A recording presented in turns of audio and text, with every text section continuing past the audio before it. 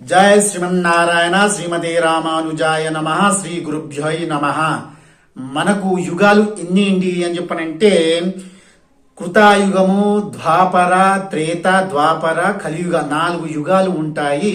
అయితే ఈ కలికి అవతారము ఎప్పుడు వస్తుంది అని చెప్పని చాలా ఆసక్తిగా చూస్తున్నారు. కానీ ఆ అవకాశము మనము చూడమండి. ఎందుకు అని చెప్పంటే ఈ కలియుగము 4,32,000 సంవత్సరాలు ఉంటుంది.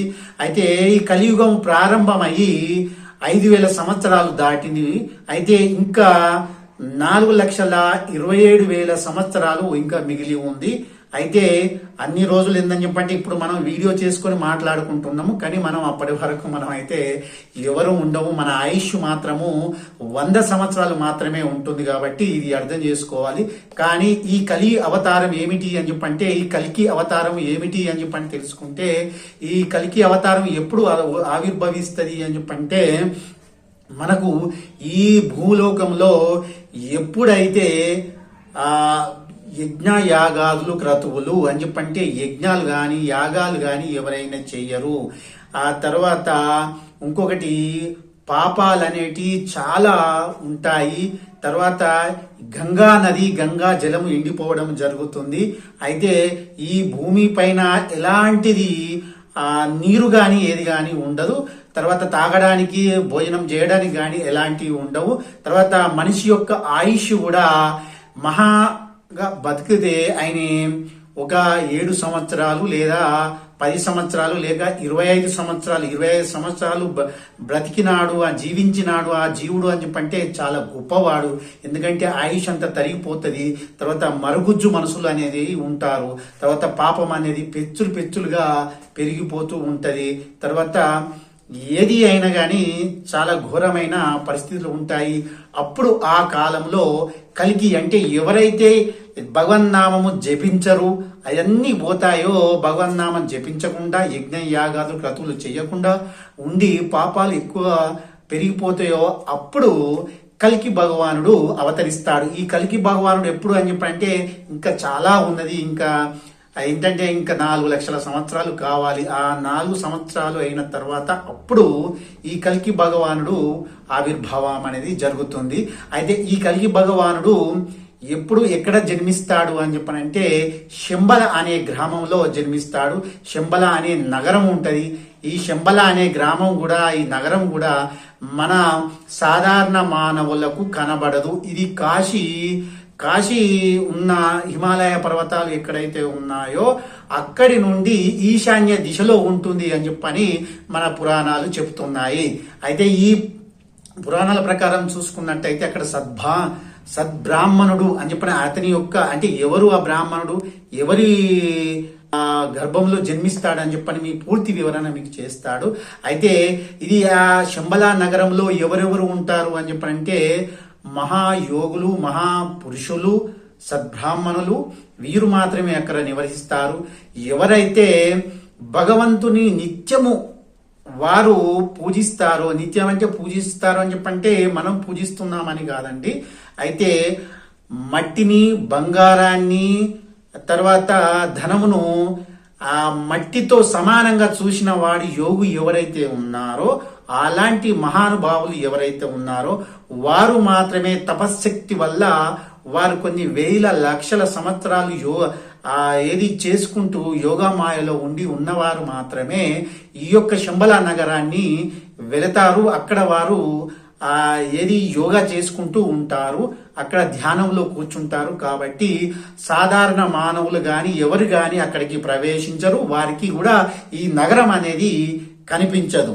అయితే నేను ఇప్పుడు మీకు వివరిస్తాను ఏమిటంటే పురాణాల ప్రకారం ఎక్కడి నుంచి మనకు మొదలవుతుంది ఈ కలికి యొక్క అవతారము వివరిస్తాను.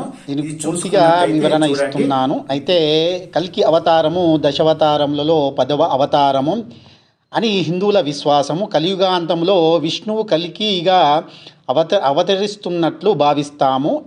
అయితే ఇతను శంబల అను గ్రామంలో విష్ణు యశస్సు అను బ్రాహ్మణు ఇంటిలో జన్మిస్తారు.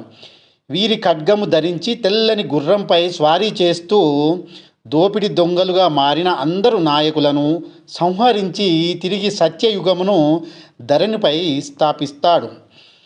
కలక లేదా కలంక అనగా దోషము హరించే అవతారము గనుక కల్కి అవతారం అన్న పేరు వచ్చిందని ఒక భావన.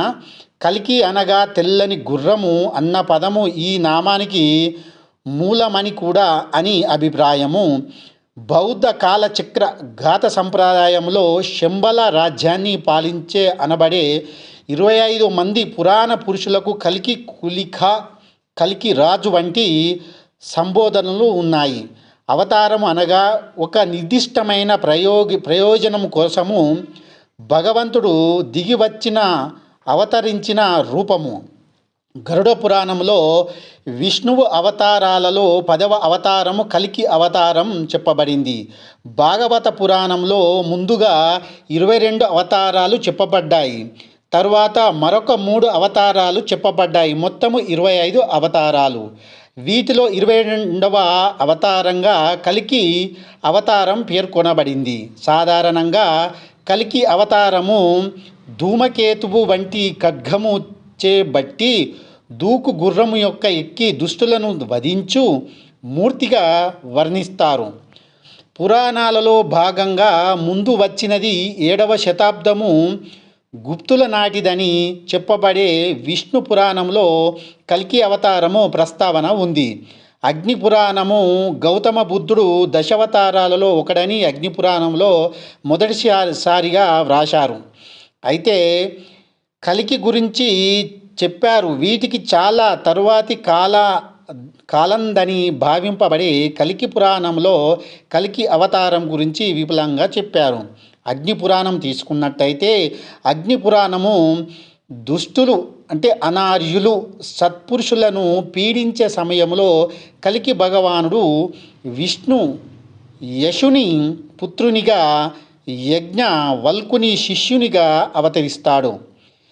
చతుర్వర్ణ వ్యవస్థను పునరుద్ధరిస్తాడు.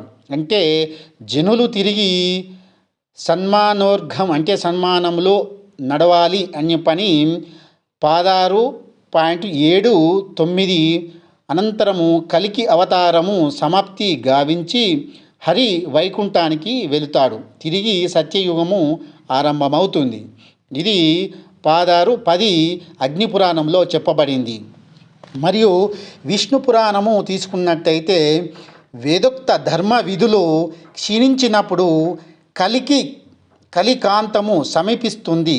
అప్పుడు విటార్ప పురుషుడు కల్కి శంబల గ్రామంలో విష్ణు యశుని ఇంట అవతరిస్తాడు. తన పరాక్రమంతో మ్లేచ్చులను చోరులను నాశనం చేస్తాడు. ధర్మాన్ని పునరుద్ధరిస్తాడు. జనులు సన్మార్గమున నడిపించేటట్టు మొదలు పెడతాడు. ఇలాంటి సంతానము కృత ధర్మాన ఆచరిస్తారు. సూర్యుడు, చంద్రుడు, బృహస్పతి ఒకే రాశిలో ఉన్నప్పుడు కృతయుగము ఆరంభమవుతుంది. ఇది 4:24 విష్ణు పురాణంలో చెప్పబడింది. ఇంకొకటి పద్మపురాణంలో తీసుకున్నట్టయితే కల్కి దేవుడు క్రూరులైన మ్లేచ్చులను సంహరించి విపత్తులను తొలగించి సద్బ్రాహ్మణులను సత్యము బోధిస్తాడు. సద్బ్రాహ్మణులకు సత్యమును బోధిస్తాడు. వారి క్షుధాదార్తిని పరిహరిస్తాడు. అప్రతిహతంగా ధర్మరాజ్యాన్ని పరిపాలిస్తాడు. ఇది 6:71, 279, 272 ఈ యొక్క వచనంలో ఈ పద్మపురాణంలో ఉన్నది చూసుకోవచ్చు ఎవరైనా. అయితే ఇంకోటి భాగవతంలో చెప్పబడింది. ఎలా అని చెప్పంటే కలియుగాంతంలో సాధువుల ఇంట కూడా దైవ చింతన నశిస్తుంది. శూద్రులు ఎన్నుకున్న వారే పాలకులవుతారు. యజ్ఞయాగాదులు మచ్చునకై కానరావు. అప్పుడు భగవంతుడు అవతరించి ఈ విపత్తును దూరం చేస్తాడు. ఇది 2:7:38 అందులో భాగవతంలో ఉంది. అయితే భగవానుడు దేవదత్తమనే తెల్లని గుర్రని అధిరోహించి ఖడ్గమును చేతబట్టి భూమండలంపై విహరిస్తూ సకల సద్గుణ వారిని ప్రదర్శిస్తాడు. రాజులు నటించే దుష్టులను హతమారుస్తాడు అని చెప్పని ఇది భాగవతంలో 12:2-19-20లో చెప్పబడింది. ఇది చూసుకోవచ్చు. ఈ కల్కి పురాణంలో ఈ భావాలన్నీ కలిసి ఉన్నాయి. కల్కి పరశురాముడు యుద్ధ విద్యలు బోధిస్తారని చెప్పబడింది. ఇది కల్కి భగవానుడి యొక్క అవతారంగా చెప్పుకోవచ్చు. జయ శ్రీమన్నారాయణ. శ్రీ